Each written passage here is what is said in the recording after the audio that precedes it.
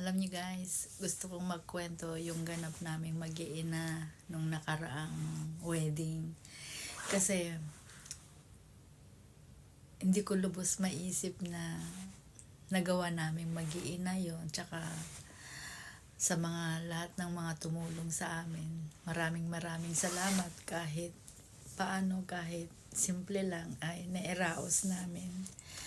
Alam niyo guys, bigla ang kasal ito. Kasi binigla kami ni Chris at Dom. Kasi sasabi nila, November, September, oh no, October. Akala ko nagbiro lang sila noon na magpapakasal na kami.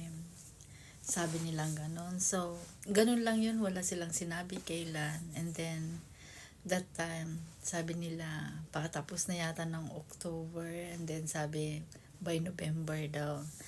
Hindi pa sila nagbigay ng exactly date. So, akala ko,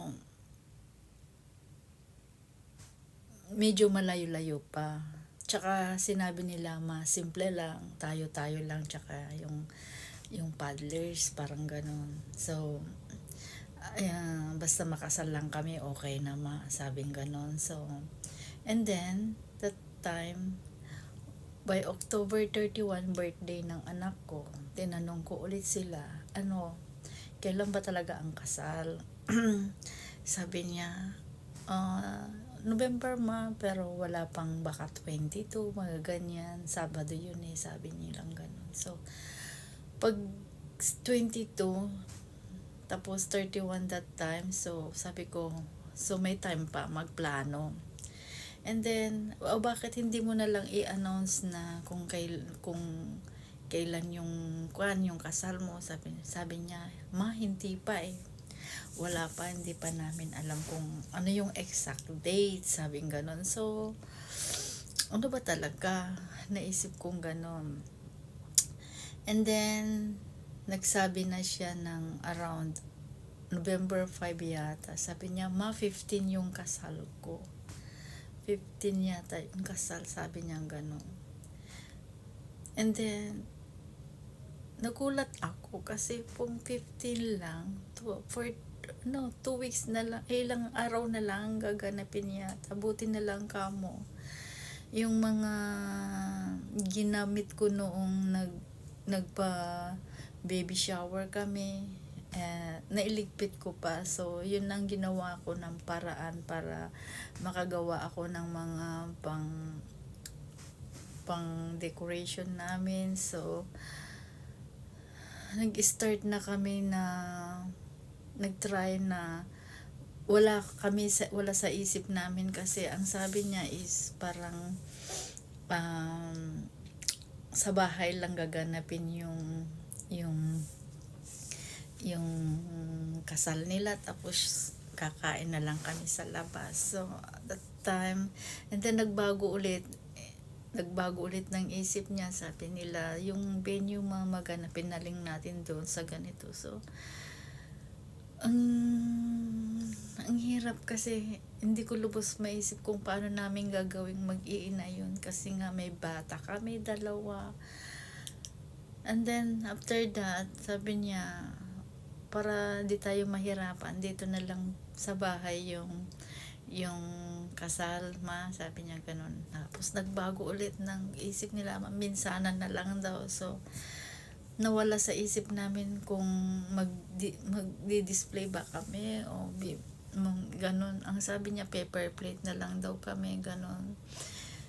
Tapos, nag-decide sina Jade na bumili ng mga gamit sa malapitan lang naman para medyo okay.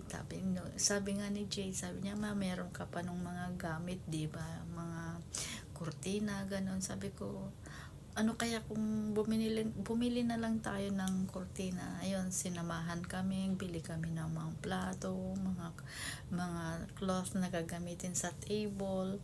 And then, yung in-order namin ng mga pang-display, alanganin. So, problemado ulit kami kung saan kami kukuha ng mga gamit. Buti na lang kamo, tingin kami sa marketplace. Ayun, may nagbenta ng 2 bin na bulaklak pangkasal sa halagang mura lang. So, kinuha na naman namin yun, grinab namin yun. Tapos, Friday ng gabi, hindi talaga dumating yung mga order namin, yung mga kutsara, mga ganon, kung ano-ano pa, bulaklak. Ang ginawa namin, Friday night, tumakbo ulit kami na bumili ng mga kutsara. Maganda yung mga kutsara kasi nagmukhang galante naman kasi puti nga, tapos murahin pa. And then, talagang inimpake namin, nilagay namin sa isang lahat ng malalaking bin para hindi kami mahirapan magbuhat kahit papano. Nilagay lahat namin doon sa bin.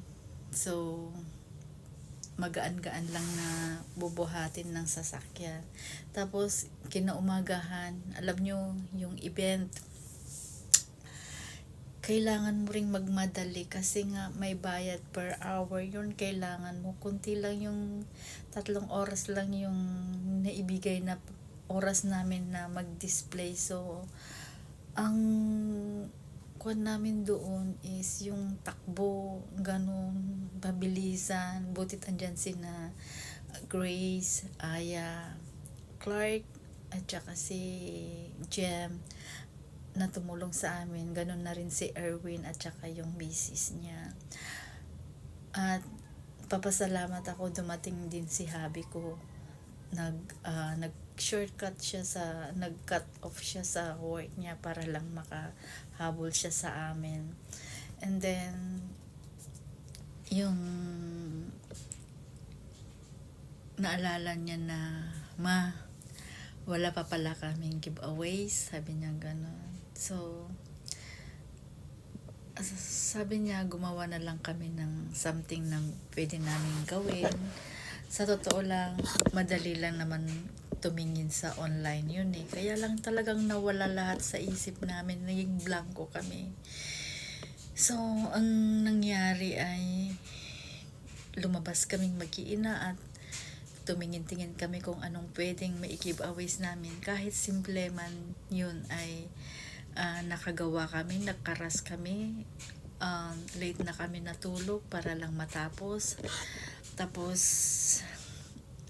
kahit yung mga video ng mga kaibigan niya, mga malalapit na kaibigan, talagang kung sino man yung mga nakalimutan naming in-invite, talagang kami humihingi ng paumanhin kasi ito ay ras lang talaga, binigla talaga kami ng anak ko.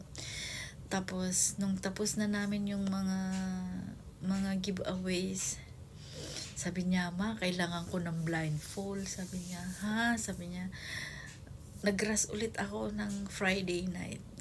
Ginawan ko yun. Tapos, meron pa naman isang ni-request niya, "Ma, yung gusto ko rin ito." Sabi niya, yung family tree, yung parang, yung hindi naman yung wedding tree. Sabi ko, niras ko ulit yun para magawa ko yun kasi lahat ng hilingin ng anak ko, bibigay ko hanggat kaya ko. Pero, hindi naman niya totally sinabi sa akin na gusto ko ito. Kumbaga, sinadlang niya sa akin is parang nagpaparamdam siya na gawan ko siya ng ganun. Sabi ko, ginawan ko, pinagpupuyatan ko talaga.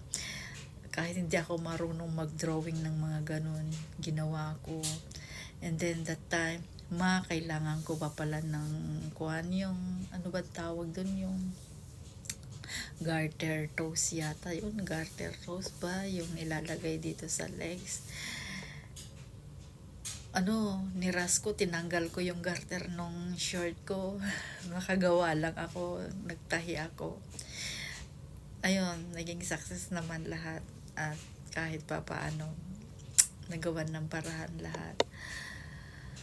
Kabado, pero naging success kahit simple lang. Lahat ng ginawa ko ay DIY lang, mga karton lang na sinave namin noon na hindi namin tinapon. Nagawan ko lahat ng parahan, pati lahat ng ribbon, yung alam niyo yung mga styrofoam ng TV, tinatabi ko yun para lang magawan ko ng um, um, may paraan, may ano yung tawag doon, may gamit pala mga yon. Tapos yung sa mirror na binigay nila sa amin, may kwan yun, may foam na kung anong malalambot doon. Nagapit ko lahat sa kasal ng anak ko yun. Ganun pala yun. At least hindi na kami bumili ng mga kwan, gamit na kailangan. Nairaos namin kahit paano. Meron pa yung time na sabi ng anak ko, ma, ano kaya kung itry ko yung damit ko kasi baka di kasya sa akin. Sabi ko, sige, itry mo para malaman natin kung kakasya nga. Ayun na nga, muntik nang hindi nagkasya, butit nagawaan ko pa ng paraan. Tumakbo ulit kami, bumili ng tela para magawaan ko ng paraan yun. At ayun, nagmukhang okay naman lahat. Ito talaga yung mahirap na wala kang maaasahan hindi sa walang maasahan, I mean wala kang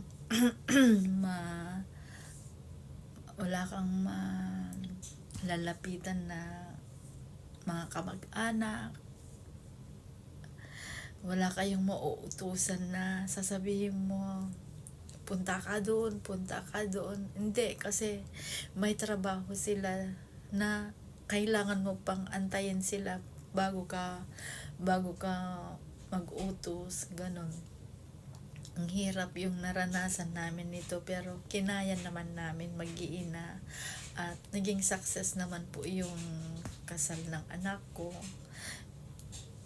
Ito yung experience na nangyari sa akin na mahirap pero masaya dahil naging success lahat dahil sa tulong ng mga kaibigan.